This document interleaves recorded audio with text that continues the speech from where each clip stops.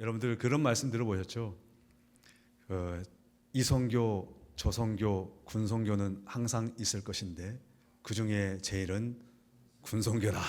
네, 네, 여러분들.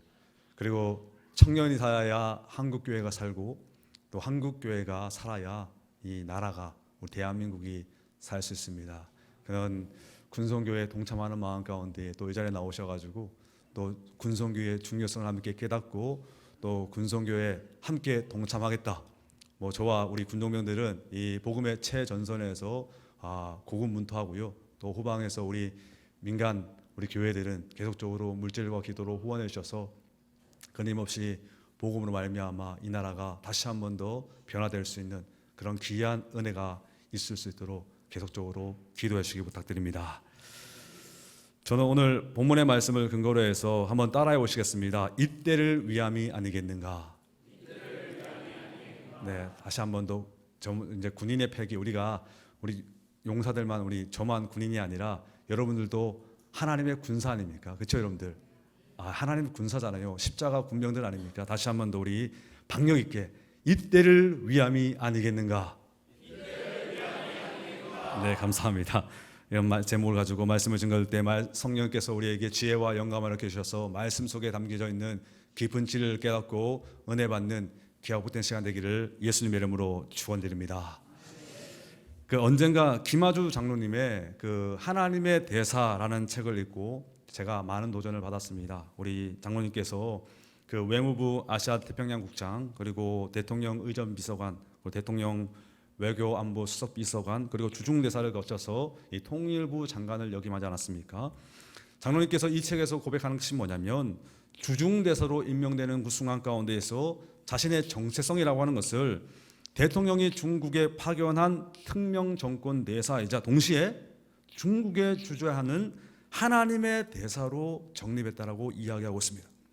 그래서 이 장로님께서 대사로 재임하는 6년 동안 정부의 훈령을 받아서 중국과의 우호 관계, 협력을 강화해 나감과 동시에 뜻이 하늘에서 이루어진 같이 땅에서도 이루어지기를 바라는 자세로 늘 하나님 앞에 무릎을 꿇고 하나님께 기도하며 하나님 말씀에 순종하고자 몸부림쳤다라고 합니다.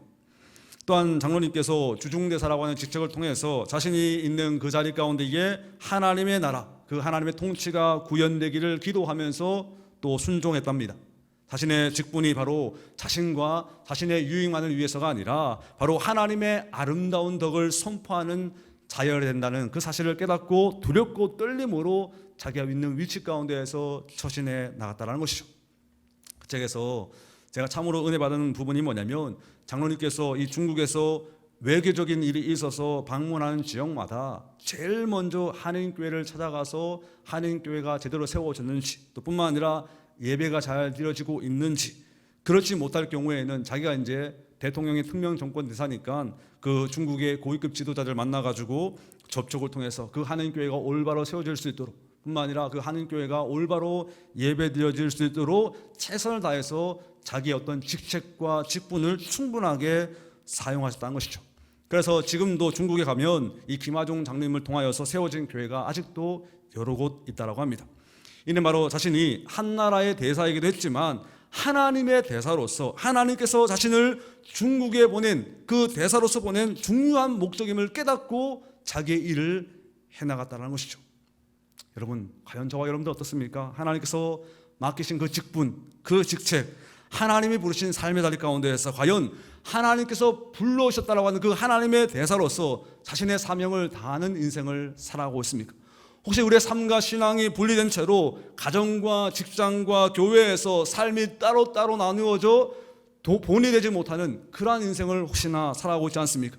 그로 인하여서 내 삶 속에서 이루어져야 될 그 빛과 소금의 역할이 점점 희미해짐으로 말미암아 하나님의 역사, 하나님의 능력을 내 삶 가운데 지금 이 순간 경험하지 못하고 있는 것은 아닙니까? 오늘 이 시간을 통하여서, 이 말씀을 통하여서 하나님의 백성으로서 특별히 하나님께서 나 자신을 하나님의 대사로 불러오셨다는 자신의 그 신분의 정체성을 다시 한번 확인하고 확립하는 시간들이 되었으면 좋겠습니다. 오늘 본문의 말씀을 보니까요, 에스더가 나옵니다. 오늘 또 우리 에스더 그 회장님께서 또 이렇게 말씀을 봉독해 주셨는데, 그 에스더가 누구냐면 이 유대인으로서 이방 땅인 페르시아 수상궁에서 이 아수에로 왕의 왕비로 삶을 살아가던 여인이었습니다. 근데 이 아수에로 왕이 누구냐면 역사적으로 이제 크세스라고 불리는 왕인데, 그 2007년도에 그 미국의 그 할리우드 블록버스터 이 300이라는 영화를 보면은 이 스파르타 왕 그 레오니다스와 이 300명의 용사가 맞서 싸운 당세가 바로 이 크세르크세스 왕이었고, 이 크세르크세스 왕이 바로 이 성경에서 나타나고 있는 아수에로 왕입니다. 근데 오늘 본문의 말씀을 보면 이 아수에로 왕에게 이 하만이라고 하는 신하가 한 명 있었는데, 그는 왕에게 가장 총애를 받는 신하로서 다른 모든 신하들이 이 왕뿐만 아니라 이 하만에게도 무릎을 꿇고 경의를 표현하였습니다. 그런데 그 중에서 유독 유대인이었던 이 모르드게만이 이 하만 앞에서 무릎을 꿇지 않고 경의를 표하지도 않았습니다. 하만은 자신에게 절을 하지도 않고 경의를 표하지도 않는 그 모르드게로 말미암아 이 화가 치밀어 올라서 그 분노로 말미암아 어떻게 이 모르드게를 처리할까? 아니, 모르드게만이 아니라 모르드게 속해 있는 모든 유다인들을 어떻게 하면 죽일 수 있을까? 그렇게 해서 페르시아 전역에 있는 유대인들을 죽일 방도를 고안하게 되었습니다. 그래서 이 하만이 왕에게 찾아가서 유대인들은 왕의 법을 따르지도 않고 왕에게 절하지도 않고 경의를 표하지도 않는다라고 매도하면서 그러한 유대인들을 멸할 수 있는 칙령을 내려달라고 왕에게 간청합니다. 이러한 하만의 간청에 왕도 그러한 민족이 자신에게 해가 될 것이라고 판단했는지 하만에게 자기에게 인장, 그 옥새를 주면서 그러한 칙령을 통하여서 페르시아 땅에 있는 모든 유대인들을 멸하는 칙령을 내리게 됩니다. 그러니까 이러한 역사적인 정황 속에서 오늘 본문을 이해할 필요가 있는 것이죠. 이러한 사실을 눈치챈 이 모르드게가 하나님 앞에 나와 하나님께 눈물로 부르짖기 시작합니다. 오늘 1절 말씀 보니까요, 오늘 본문에 말씀이 들어있는 우리 1절 말씀, 4장 1절 말씀 보면 모르드게가 이 모든 일을 알고 자기의 옷을 찢고 굵은 베옷을 입고 재를 뒤집어 쓰고 성중에 나가서 대성통곡하며. 근데 오늘 본문의 말씀 보니까 이 모르드게뿐만 아니라 왕의 조서가 각 지방마다 내려가자 수많은 유대인들이 다시 한번 하나님 앞에 눈물로 부르짖기 시작합니다. 3절 말씀 보니까 왕의 명령과 조서가 각 지방에 이름에 유다인이 크게 애통하여 금식하여 울며 부르짖고 굵은 베옷을 입고 제 누운 자가 무수하더라. 그러니까 모르드게를 비롯한 유대인들을 알고 있었습니다. 하나님은 애통하는 자의 기도를 외면치 않으시고 눈물로 기도할 때에 응답하시는 신실하신 하나님임을 알았던 것이죠. 이와 같은 애통은요, 늘 새로운 역사를 가능케 하지 않았습니까? 울부짖는 애통함 없이는 결코 하나님의 새로운 역사가 시작되지 않았습니다. 출애굽기를 보면은 이스라엘 백성들이 이 애굽에서 탈출해서 새로운 민족으로 출발하게 된 계기가 뭘까? 이스라엘 백성들의 부르짖음 때문이었습니다. 눈물로 애통해하며 부르짖을 때에 하나님께서 그들 가운데에 응답하심이 나타나고 있는 것이죠. 출애굽기 2장 23절로 25절 말씀 보니까 여러 해 후에 애굽 왕은 죽었고 이스라엘 자손은 고된 노동으로 말미암아 탄식하며 부르짖으니 그 고된 노동으로 말미암아 부르짖는 소리가 하나님께 상달된지라. 하나님이 그들의 고통 소리를 들으시고 하나님이 아브라함과 이삭과 야곱에게 세운 그의 언약을 기억하사 하나님이 이스라엘 자손을 돌보셨고 하나님이 그들을 기억하셨도다. 이와 같이 이스라엘의 울부짖음과 애통은 항상 새로운 역사를 일으키는 원동력이 되었습니다. 삶이 점점 윤택해지고 편해지는 오늘날 많은 그리스도인들에게 부족한 것이 하나가 있다면 바로 애통함이 아닐까 생각이 됩니다. 내 삶이 하나님 앞에서 올바르지 못할 때에, 내가 아는 누군가가 고통 가운데 있을 때에, 내가 사랑하는 누군가가 하나님을 알지 못하고 복음을 알지 못하고 있을 때에 과연 하나님 앞에서 애통해하며 부르짖는 모습이 지금 우리는 가지고 있습니까?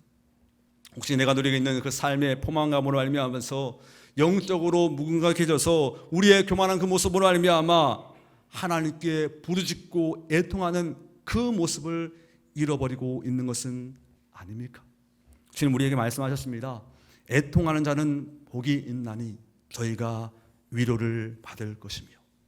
하나님은 항상 눈물로 애통해하며 부르짖는 자들을 통하여서 하나님의 새로운 역사를 만들어 가셨습니다. 나를 위해서, 내 주변에 있는 사람들을 위하여서, 내가 속한 이 공동체를 위하여서, 이 교회를 위하여서, 내가 속한 이 나라와 이 민족을 위하여서 눈물로 기도하며 애통할 때에 우리는 위로부터의 하나님의 위로와 하나님의 역사를 경험할 수 있게 된다는 것이죠. 그 옛날 눈물의 선지자였던 예레미야의 애통의 그 애가를 통해서 이스라엘의 새로운 역사를 이끌어가신 하나님께서 오늘날도 눈물로 기도하며 애통해야 하는 저와 여러분을 찾으시는 것입니다. 오늘 본문의 말씀을 보니까 이 모르드게가 울며 부르짖는 가운데에 그 한나라의 왕비로 있었던 자기의 의붓딸 이 에스더에게 이러한 사실을 알리면서 왕에게 직접 나아가서 유대인 자기 민족을 살릴 수 있도록 간청하라고 요구하고 있습니다.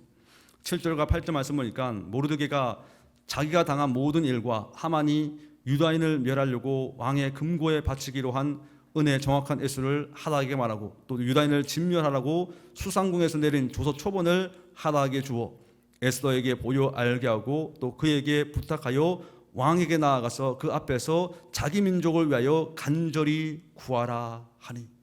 그러니까 모르드게가 자기 유다 민족을 한번 살려보겠다고 의붓딸인 왕비인 에스더에게 간청하고 요구했음에도 불구하고 에스더는 거절하는 대답을 하고 있습니다. 11절 말씀 보니까 왕의 신하들과 왕의 각 지방 백성이 다 알고니와 남녀를 왕론하고 부름을 받지 아니하고 안뜰에 들어가서 왕에게 나아가면 오직 죽이는 법이요 왕이 그 자에게 금규를 내밀어야 살 것이라. 이제 내가 부름을 입어 왕에게 나가지 못한 지가 이미 30일이라 하라 하니라. 그러니까 이 의붓 아버지 모르드게가 요청한 것을 에스더가 거절한 것은 자기의 어떤 이기적인 모습 때문이 아니라 그녀의 생사가 달려있는 심각한 문제였기 때문입니다. 부름을 받지 않고 왕 앞에 나아가면 아무리 왕비라 할지라도 죽음을 당하게 되는데, 더욱이 이미 자신이 왕 앞에 나가지 못한 지가 30일이나 되는 잊혀져가는 여인이기 때문에 혹시나 그가 왕 앞에 나아가면 죽음을 당할 수 있기 때문에 어쩔 수 없이 이 자기의 의붓 아버지의 요청을 거절할 수밖에 없다는 것이죠. 그뿐만 아니라 이미 아수에르 왕은 자신의 명령을 거역했던 첫 번째 왕비 와스디를 이 버린 전례가 있었기 때문에 이 에스더는 더욱더 머뭇할 수밖에 없던 것입니다. 근데 이러한 에스더의 거절에 모르드게가 뒤로 물러서지 않고 다시 한 번 더 자신의 의붓딸 에스더에게 요청하고 있습니다. 13절로 14절 말씀 보니까 모르드게 그를 시켜 에스더에게 회답하되 너는 왕궁에 있으니 모든 유다인 중에 홀로 목숨을 건지리라 생각하지 말라. 이때 내가 만일 잠잠하여 말이 없으면 유다인은 다른 데로 말미암아 노임과 구원을 얻으려니와 너와 내 아버지 집은 멸망하리라. 내가 왕후의 자리를 얻은 것이 이때를 위함이 아니지 누가 알겠느냐 하니. 그러니까 에스더를 요청하는 그 에스더를 설득하는 그 모르드게의 그 13절 14절의 말 속에는 세 가지의 분명한 논지가 담겨져 있습니다. 그게 뭐냐면 첫 번째, 에스더의 근본을 잃지 말라는 겁니다. 즉 그녀는 왕후이기 전에 유다임을 분명하게 기억하라는 것이죠. 왕궁에 있다라고 유다인 중에 홀로 면하리라고 생각하지 말라. 그 말로 말미암아 그녀와 그녀에 속한 공동체 유다 민족이 분리될 수 없음을 상기시키고 있는 것이죠. 저를 비롯한 우리 모두에게 하나님께서 사명을 허락하여 주셨고요, 또 각자에게 교회마다 직분을, 또 어떤 직업에서는 직책으로 우리를 불러주셨습니다. 하나님께서 우리에게 맡기신 그 교회의 직분, 또 직업, 그리고 각자의 그 직책이라고 하는 것은요, 하나님께 영광 돌리기 위한 하나님께서 부르신 부르심의 자리입니다. 그러니까 우리가 어떤 삶에 있던 간에 또 각자에게 주어진 직업이나 직분이나 사명이라고 하는 것은요, 그 모든 것이 하나님의 백성으로서 불러오셨다고 하는 그 분명한 정체성을 통하여서 우리의 인생을 살아갈 수 있어야 된다는 것이죠. 우리가 지금은 비록 땅을 버타며 살지라도 우리의 영혼은 저 하늘을 디디고 살아가는 하나님의 사람들 아닙니까? 아니, 하나님의 백성이라고 하는 분명한 정체성 없이 어찌 내 삶 속에서 그 하나님의 능력과 하나님의 역사를 기대할 수 있겠습니까? 우리는 분명하게 세상 사람들과 다릅니다. 하나님께서 이미 성령을 통하여서 하나님의 자녀로 저와 여러분들을 인쳐주셨습니다. 그렇기 때문에 하나님 없는 우리의 삶, 하나님의 백성이라고 하는 분명한 정체성 없이는 결국 우리의 삶은 빗나갈 수밖에 없다라는 것이죠. 현재 하나님의 은혜를 경험하지 못하고 있습니까? 하나님의 능력을, 하나님의 역사를 경험하지 못하고 있습니까? 하나님의 백성으로서 자신의 정체성을 다시 한번 확인하고 확립할 때에 그 하나님의 역사, 그 하나님의 능력이 우리의 삶 가운데서 나타날 수 있다는 것이죠. 두 번째로 이 모르드게는 에스더가 아니라 할지라도 유대인들은 분명하게 구원을 받을 것이라는 그 믿음을 표현하고 있습니다. 다른 데로 말미암아 노임과 구원을 얻으려니와. 바로 모르드게는 자신을 비롯한 많은 유다인들이 지금 이 순간 눈물로 기도하고 있기 때문에, 하나님께 부르짖겼기 때문에 에스더가 나서지 않다 할지라도 분명히 다른 사람과 다른 사건을 통하여서 유다 민족을 구원해 주실 거라는 그 확신을 표현하고 있는 것이죠. 사랑하는 여러분, 하나님께서 저를 군인 목사로 세우셨습니다. 그것은 저의 어떠함 때문이 아니라 전적인 하나님의 은혜였습니다. 외람된 말씀이지만 하나님께서 여러분들을 각자의 그 직분에 불러주신 것, 목사로, 전도사로, 장로로, 권사로, 안수집사로, 집사로, 또 각자에게 직업을 허락하여 주시고 어떤 직책으로 세워주신 것은요, 자신의 어떠함 때문이 아니라 전적인 하나님의 은혜 때문이었습니다. 하나님께서 저와 여러분들에게 사명을 허락해 주시고 각자에게 맡은 직분과 직업과 그 직책을 허락하신 것은 봉사하고 섬길 수 있는 기회를 저와 여러분에게 주셨다는 것입니다. 여러분, 누군가를 도울 수 있는 직책으로 있을 때에, 아니 누군가를 섬길 수 있는 직책에 있을 때에, 누군가에게 효과적으로 복음을 증거할 수 있는 직책이나 직분에 있을 때에 여러분 감사하며 그 봉사에 적극적으로 임해야 됩니다. 왜냐하면 이 직분과 이 직책을 벗어나면 더 이상 돕고 싶어도, 더 이상 섬기고 싶어도, 더 이상 복음을 증거하고 싶어도 못하는 그 후회하는 날이 우리에게 분명히 온다는 것이죠. 뿐만 아니라 여러분들이 그 직분과 그 직책에서 누군가를 돕지 않아도, 누군가를 섬기지 않아도, 누군가의 복음을 증거하지 않아도 하나님은 반드시 다른 누군가를 사용하셔서 하나님의 일들을 이루어 가신다는 겁니다. 왜냐하면 하나님에게는 저와 여러분의 손만 있는 것이 아니기 때문입니다. 제가 이제 군 생활을 시작하기 전에 이 강남중앙교회라고 해서 이 서울에 이 정보사령부라고 있는데요. 제가 이제 군대 들어오기 전부터 이 군교회에서 이제 사역을 시작하게 되었습니다. 그런데 이 모든 이 군교회들이 보면은 이 장교들은 늘 2년씩마다 뭐 3년마다 뭐 이렇게 계속해서 정기적으로 옮기는데, 이 강남중앙교회 정보사령부는 이 특수 그 보직 때문에 이 교회에 있는 성도들이 자기 그 직책을 잘 옮기지 않습니다. 그래서 그 강남중앙교회에 계속 있고 또 정보사령부에 계속해서 근무하게 되는데, 그래서 그 교회의 특성상 이 영관급으로 전역하신 예비역 중령 등 대령들이 많이 있었습니다. 그분들과 함께 교회를 섬기면서 많은 대화를 하는 가운데에 그분들이 저에게 하시는 말씀이 뭐냐면, 내가 현역에 있을 때에 좀 더 목사님의 사역을 도울 걸, 내가 현역으로 있는 동안 좀 더 많이 섬기고 좀 더 복음을 증거할 걸. 그러면 저에게 당부하는 말이 뭐냐면, 목사님, 일반 민간 목회자가 아닌 군목으로서 하실 수 있는 일들이 너무나 많이 있습니다. 군목으로 있는 동안 후회하지 않도록 그 직책, 그 직분에서 열심히 섬기고 복음을 증거하십시오. 제가 그 말을 듣고요, 너무 감동을 받아가 제가 지금 이제 소령 달고 있지만 제가 원래는 중2로부터 시작했습니다. 중2부터 시작할 때부터 중2임에도 불구하고 주변에 오는 전화들이 얼마나 많은지 아십니까? 자기 주변에 있는 누군가가 군대에 갔는데 목사님 한번 찾아가서 기도 한번 해주시고 초코파이도 한번 주시고, 제가 그때마다 여러분 제가 짬 안 되는 다이아몬드 2개밖에 안 되는 목사였음에도 불구하고 무조건 찾아가서 기도해주고 초코파이 한 개 주고, 뭐 그거는 여러분 군인 목사에게 너무나 쉬운 중밖에 아닙니까? 그런데 그러한 어떤 기도와 초코파이 한 개로 말미암아 그 인원이 변화되는 그 모습을 바라보면서, 정말 하나님께서 나를 이곳 가운데 불러오셨다고 하는 그 분명한 정체성이 저에게 세워지는 것입니다. 여러분, 섬길 수 있는 직책이 있을 때 섬기십시오. 누군가를 도울 수 있는 직책이 있을 때 도와주십시오. 복음을 효과적으로 증거할 수 있는 그 직책과 직분에 있을 때에 더욱 열심을 내서 복음을 증거하십시오. 그러할 때에 하나님께서 여러분들을 통하여서 일하시고 여러분들을 하나님의 도구로 사용하시는 것입니다. 그리고 마지막으로 모르드게는 에스더에게 자신의 책임과 목적에 대해서 일깨워 주고 있습니다. 그녀가 왕후가 된 것은 그녀 자신의 영광을 위한 것이 아니라 유다인의 구원을 위한 특별한 섭리임을 이 모르드게가 의붓딸 에스더에게 다시 한 번 더 일깨워주는 것이죠. 내가 왕후의 자리를 얻은 것이 이때를 위함이 아닌지 누가 알겠느냐. 그러니까 모르드게는 에스더가 페르시아의 왕후가 된 것은 분명한 하나님의 목적과 뜻이 있는데 그것이 바로 지금이 바로 그때라는 것을 일깨워주고 있는 것입니다.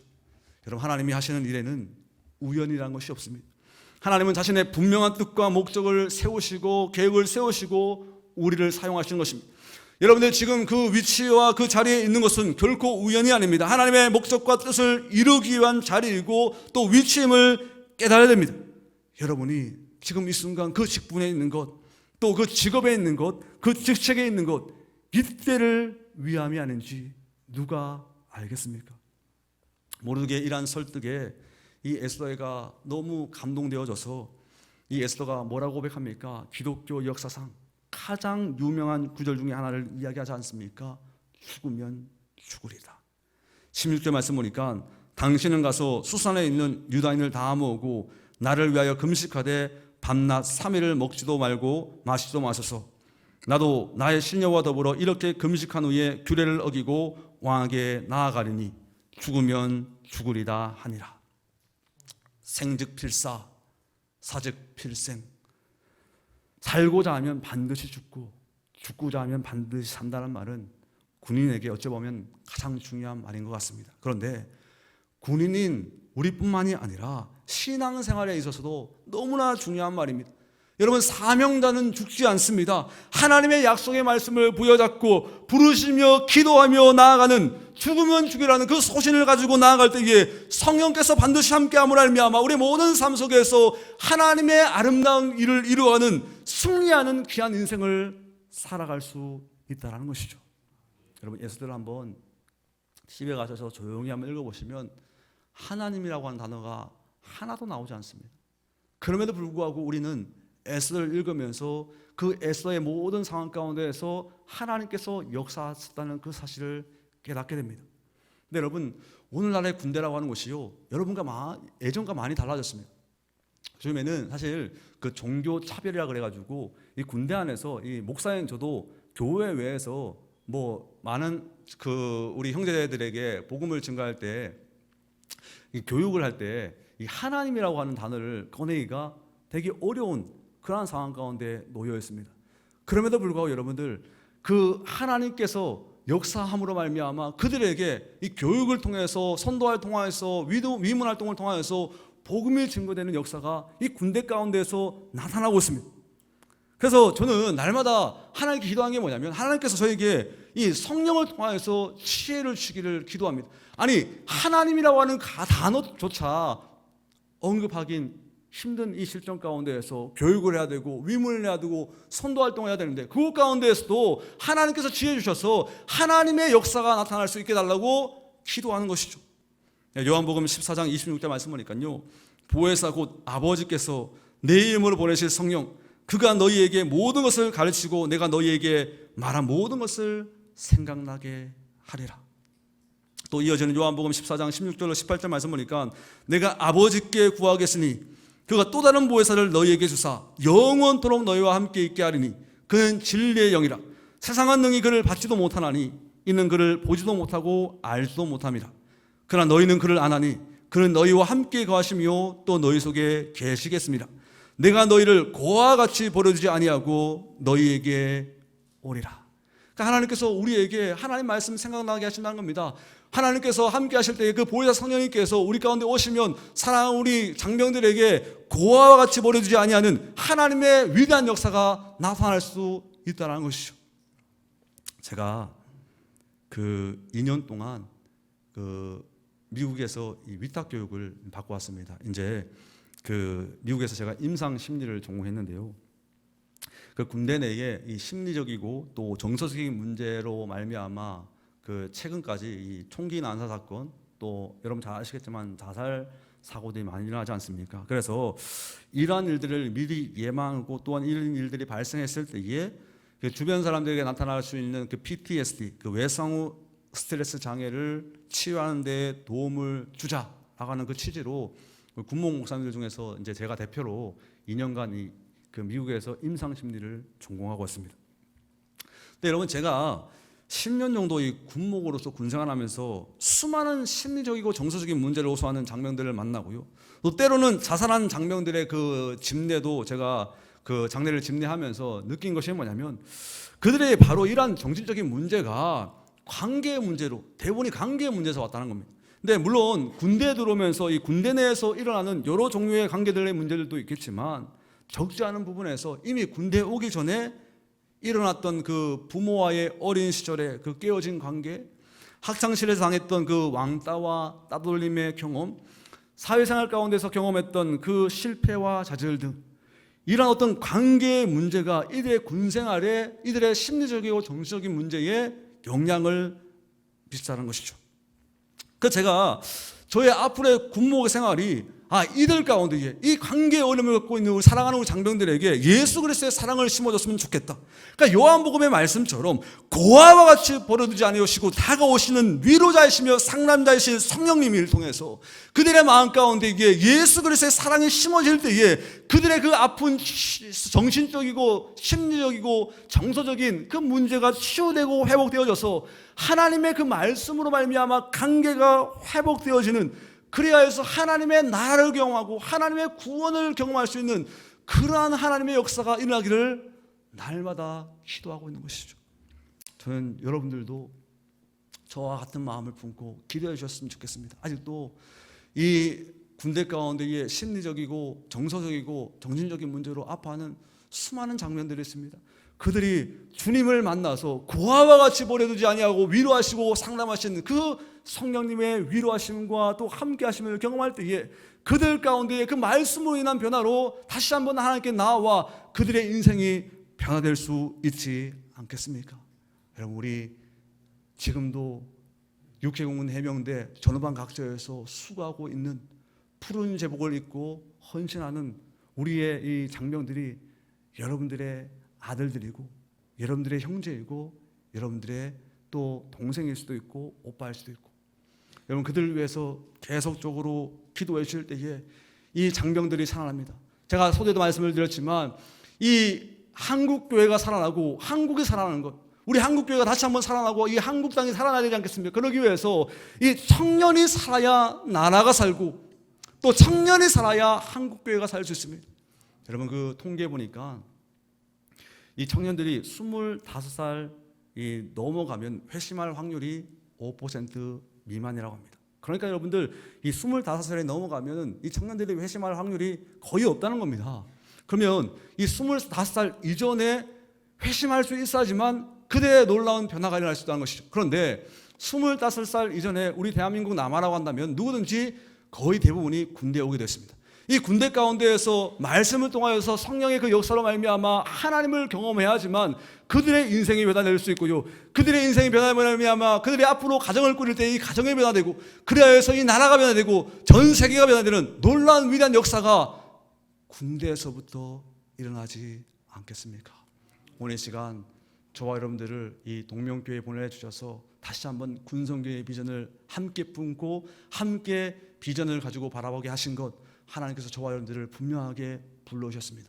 아니, 하나님께서 이 자리에 불러오셔서 다시 한 번 더 군성교회에 대한 이 기도와 또 후원의 그 마음을 주신 것은 바로 저와 여러분들을 이 자리에 불러오신 이때를 위함이 아니겠습니까? 여러분, 지금 있는 그 순간, 그 직분, 그 직책, 또 그 직업, 여러 가지 그 위치와 자리 가운데에서 이때를 위함이 아니겠는가? 그 결단과 다짐으로 말미암아 다시 한번 힘을 심어주시고 저를 비롯한 우리 많은 목사님들 이 군성교회 그 전초기지에서 그 최전방에서 계속적으로 수고하며 헌신하며 주의 복음을 온전히 증가하겠습니다. 여러분, 후방에서 계속적으로 기도와 후원을 해주시면은 수많은 우리 장병들이 주님께로 돌아올 수 있도록, 그래야 해서 그 장병들이 전역했을 때에 교회로 돌아가게 되고 또 이 교회로 돌아갔을 때 이 민간교회가 다시 한 번 더 부흥할 수 있는 그 역사가 이 군 성교 가운데에서 먼저 일어날 수 있도록 계속적으로 기도를 부탁드립니다. 바라기는 저와 여러분의 모든 삶 속에서 하나님께서 나를 불러오셨다는 이때를 위함이 아니겠는가? 그 사실을 기억하며 오늘도 하나님을 향해 온전히 나아갈 수 있는 우리 동명교회 모든 성도들 되시기를 예수님의 이름으로 축원드립니다.